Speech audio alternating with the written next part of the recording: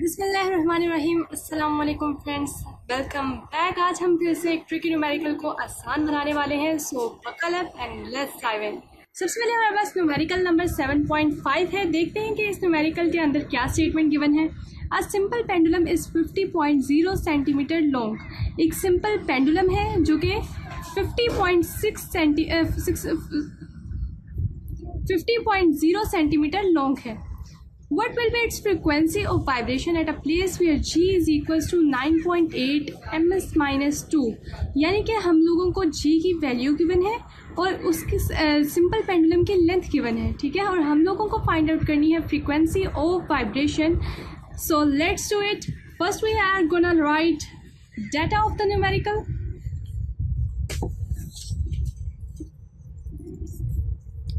Okay, तो हमारे पास सबसे पहले जो गिवन चीज़ है वो है लेंथ। कितनी हमें गिवन है? 50 सेंटीमीटर। ये सेंटीमीटर में है तो लेंथ हमारे पास हमें मीटर में चाहिए, तो हम इसे चेंज कर देंगे मीटर के अंदर। सो 0.5 मीटर हमारे पास आंसर आ जाएगा। वो कैसे आएगा? हम लोग 50 को डिवाइड कर देंगे 100 से। तो अब हम लोग लिखने वाले हैं जी की वैल्यू, जो कि हमारे पास 9.8 ms माइनस 2 मीटर पर सेकेंड का स्क्वायर। और फ्रीक्वेंसी हमें फाइंड आउट करनी है। फ्रीक्वेंसी को फाइंड आउट करने के लिए फ्रीक्वेंसी का फॉर्मूला हमारे पास होता है F is equals to 1/T। So first we have to find the value of T। So we are gonna use the formula of finding the time period. T is equals to 2 pi under root L divided by G। T is equals to 2 pi की value हमारे पास होती है 3.14। पाई की value क्या होती है? 3.14 under root 0.5 divided by 9.8। T is equals to 1.44 second. और हमारे पास क्या आ चुका है? टाइम की वैल्यू आ चुकी है बहुत ही जल्दी। और अब हमें क्या फाइंड आउट करनी है? हमें फाइंड आउट करनी है फ्रीक्वेंसी, जो कि होती है 1 divided by T। Okay, so F is equals to 1 by T and T की वैल्यू हमारे पास है 1.44। सो F की वैल्यू हमारे पास होगी 0.69 हर्ट्ज। और हमने फाइंड आउट कर ली है फ्रीक्वेंसी। और ये बहुत ही आसान न्यूमेरिकल था। मुझे उम्मीद है कि आप लोगों को समझ आ गई होगी। आपको पता है फिजिक्स तो मैजिक की तरह है। अगर आप इसका एक बार कॉन्सेप्ट समझ लेना तो ये आपके लिए हर चीज़ को बहुत ज़्यादा आसान बना देती है। तो अगर आपको वाकई ये चीज़ समझ आ चुकी है तो अपने फ्रेंड्स के साथ भी शेयर करें और चैनल को सब्सक्राइब भी करें। अब हम लोग मूव करते हैं नेक्स्ट न्यूमेरिकल की तरफ, विच इज़ 3.6। ओ सॉरी, 3.6 क्यों होगा? हमारे पास होगा 7.6। एंड हम लोगों ने एक मिस्टेक की है। मैंने यहाँ हेडिंग में 3 लिखा हुआ है। आई एम रियली सॉरी, आप इसे ठीक कर लीजिएगा। This is 7.5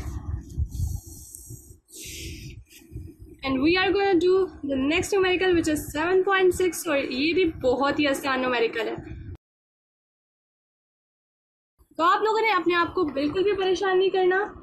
7.6 numerical. सो हमारे पास क्या स्टेटमेंट गिवन है? A block of mass 1.6 kg।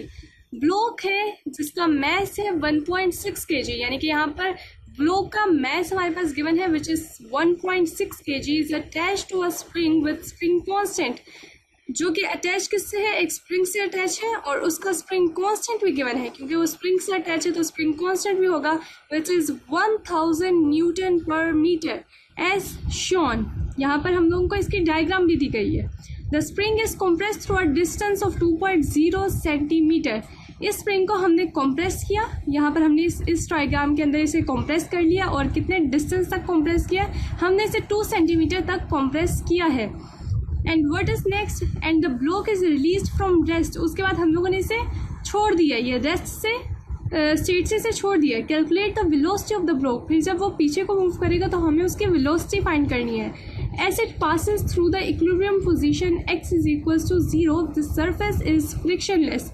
वो क्या कह रहे हैं? अगर सरफेस जो है फ्रिक्शनलेस है। So let's start and see what is the data of this numerical.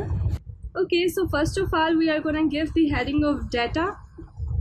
सबसे पहले हमारे पास ब्लॉक का मैस गिवन था which is 1.6 kg। Spring constant यानी कि के हमारे पास गिवन था which is 1000 newton per metre. Okay, 1000 newton per metre. X naught, यानी कि जिस आपने हम लोगों ने पढ़ा था ना कि उन्होंने आप कह सकते हैं कि 2 सेंटीमीटर तक through a distance of 2 centimetre and the block is release from rest, उसे 2 सेंटीमीटर तक क्या किया था, कंप्रेस किया था। तो यहाँ पर एक्स नॉट हमारे पास आ जाएगा 2 centimetre and when centimeter is going to convert into meter, we can write here 0.02 meter। और हमें यहाँ पर फाइंड आउट क्या करना है, हमें मीन पोजीशन पर वेलोसिटी, यानी कि मीन पोजीशन पर वेलोसिटी क्या होती है, मैक्सिमम होती है, यानी कि हमें मैक्सिमम वेलोसिटी जो है उसकी फाइंड आउट करनी है। तो इधर हम लोग कौन सा फॉर्मूला इस्तेमाल करेंगे, बहुत ही familiar formula, v naught is equals to, आप यहाँ पर स्क्वायर रूट लिखिए